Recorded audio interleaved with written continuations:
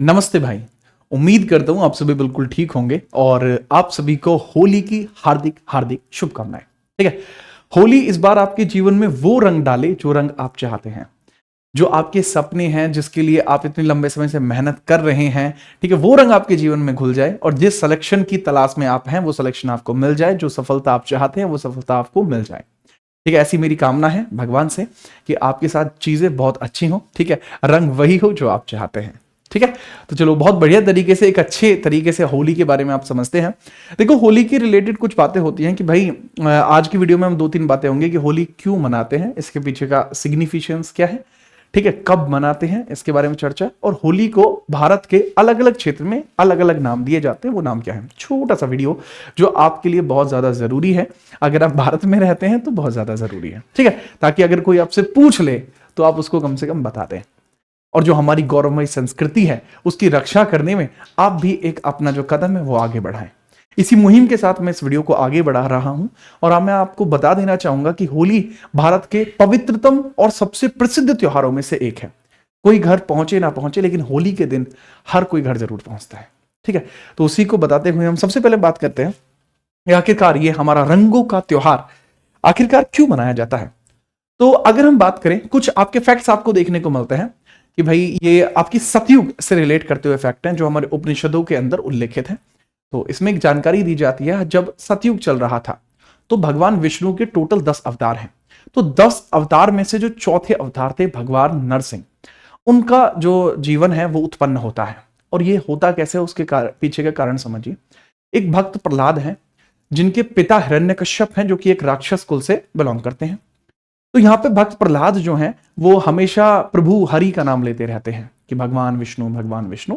हिरण्यकश्यप को ये बिल्कुल पसंद नहीं है, क्योंकि वो भैया राक्षस कुल का है, तो उसने क्यों ही पसंद होगा। तो भैया वो बहुत कोशिश करता है कि अपने पुत्र की हत्या कर दे, लेकिन अपने पुत्र की हत्या वो नहीं कर पाता। तो एक बार क्या है, उनकी बहन आती है, उनकी बहन होलिका।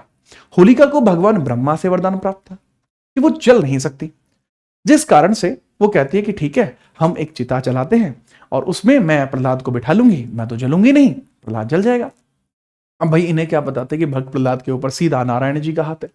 वो होलिका बैठती हैं, लेकिन होलिका ही उसमें जो है जल जाती है, भक्त प्रहलाद बच जाते हैं। भगवान ब्रह्मा प्रकट होकर इस बारे में बताते हैं कि मैंने तुम्हें आशीर्वाद इस कारण से दिया था जिससे कि तुम अपनी रक्षा कर पाओ, ना कि किसी दूसरे की हत्या। ठीक है, तो भाई ये चीज वहां आपके देखने को मिली। उसके बाद ही आपको भगवान विष्णु के चौथे अवतार नरसिंह अवतार का जो रूप है वो देखने को मिलता है, क्योंकि हिरण्यकश्यप को भी वरदान प्राप्त था कि ना उसको नर मार सकता है, ना जानवर मार सकता है, ना ही उसको कोई ऐसा व्यक्ति मार सकता है जो सुबह में मारे, ना ही उसको शाम को मारे। ठीक है, ना ही हथियार से, ना अस्त्र से, ना शस्त्र से उनकी हत्या नहीं की जा सकती। तो हिरण्यकश्यप को मारने के लिए भगवान विष्णु अपने चौथे अवतार के अंदर प्रस्तुत होते हैं, और वो आधे व्यक्ति और आधे पशु अर्थात शेर का वो स्वरूप लेते हैं। उसके बाद वो किसी अस्त्र शस्त्र से नहीं, अपने नाखूनों से उसको मारते हैं। इसको एक आशीर्वाद और प्राप्त था कि इसको ना धरा पे मारा जा सकता है ना आसमान में, जिस कारण से ये उसे अपनी जंघा पर बिठाते हैं। दूसरा आशीर्वाद प्राप्त था कि ना सुबह ना शाम, इस वजह से भोर में इसकी हत्या करते हैं। और ये पैदा नहीं हुए थे, ठीक है, ये उत्पन्न हुए थे और वो एक स्तंभ से उत्पन्न हुए थे। इस प्रकार से ये पूरी जो आपको बात है वो यहाँ पे इस प्रकार से देखने को मिलती है। भक्त प्रहलाद जो है तभी से प्रचलित है, और सतयुग उनके नाम से बहुत बार जाना भी जाता है। तो ये तो हुआ सिग्निफिकेंस। ठीक है, अब यहां से आपको क्या सीखने को मिलता है। देखिए, पहली चीज इसके अंदर जो होलिका दहन किया जाता है, तो उसमें जो भी बुराइयां होती हैं वो जल जाती हैं और अच्छाइयां जो होती हैं वो बच जाती हैं। तो आपको अपने जीवन में सिर्फ अच्छाइयों को बचाना है और बुराइयों को जला देना है। दूसरा, आपको केवल सच्चाई के ही मार्ग पर चलना होगा, अर्थात भगवान विष्णु फिर एक बार जन्म लेंगे। ठीक है, इवन वो गीता में इस बारे में उल्लेख भी करते हैं कि यदा यदा ही धर्मस्य ग्लानिर्भवति भारतीय अभ्युत्थानम अधर्मस्य तथात्मान्यम सृजाम्य अहम। ठीक है, तो इसके बारे में वो वहां पर भी चर्चा करते हैं। तो ये तो हुई भाई इसकी कल्चरल सिग्निफिकेंस की बात। अब मैं इसके बारे में चर्चा करता हूं कि इसको भारत के अलग अलग हिस्से में क्या क्या नाम दिया जाता है। देखो, ये बहुत जरूरी है और ये एग्जाम पर्सपेक्टिव से भी जरूरी है, क्योंकि नाम पूछ लेता है। फागुन के महीने में होली को मनाया जाता है, ये एक और जरूरी जानकारी होगी। और जो होली नाम है ना, इसको अलग अलग जगह क्या क्या नाम देते हैं हम उसके बारे में थोड़ी चर्चा करते हैं। देखो, अगर मैं बात करूं, हिमाचल प्रदेश में इसको नाम दिया जाता है सांगला होली। हिमाचल प्रदेश के अंदर किन्नौर में इसको सांगला होली बोलते हैं।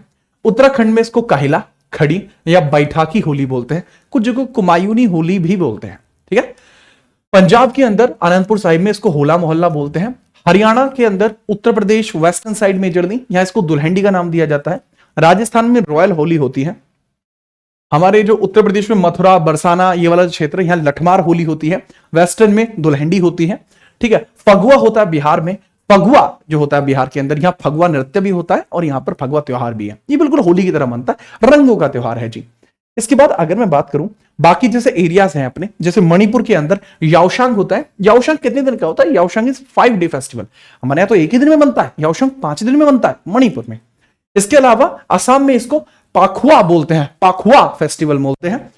वेस्ट बंगाल में इसको डोल जात्रा बोलते हैं, बसंत उत्सव बोलते हैं। ठीक है, हालांकि आप कहां से हैं वो भी बता देना, और आप सबको होली की हार्दिक शुभकामनाएं एक बार फिर से बताते रहना आप कहां से हैं, मैं आपको वहीं की जो शुभकामनाएं दे देता हूं। ठीक है, जैसे वेस्ट बंगाल के लिए डोल जात्रा की हार्दिक शुभकामनाएं। डोला बोला जाता है ओडिशा के अंदर। इसके अलावा दही हांडी होली बोली जाती है अहमदाबाद गुजरात में। शिगमो फेस्टिवल बोला जाता है, शिगमा फेस्टिवल बोला जाता है महाराष्ट्र में। शिगमो फेस्टिवल बोला जाता है गोवा के अंदर। ठीक है, याद रखना। इसके अलावा रंग पंचमी भी महाराष्ट्र में बोला जाता है। ठीक है, याद रखना। अब साउथ इंडियन किंगडम्स की अगर मैं बात करूंगा कि साउथ इंडियन अपनी जो स्टेट्स है वहां पर, जैसे तमिलनाडु में इसको कमान पंडिगई बोला जाता है। क्या? कमान पंडिगई बोला जाता है। और उकुली मंजुली कुली बोला जाता है केरला में। तो केरला सर में क्या बोला जाता है? इसको उकुली मंजुल कुली बोला जाता है। तो याद रखना, भारत विविधताओं का देश है और इसको विविध बनाते हैं इसके अलग अलग मनाए जाने वाले त्योहार, इसके अलग अलग मनाई जाने वाली संस्कृति।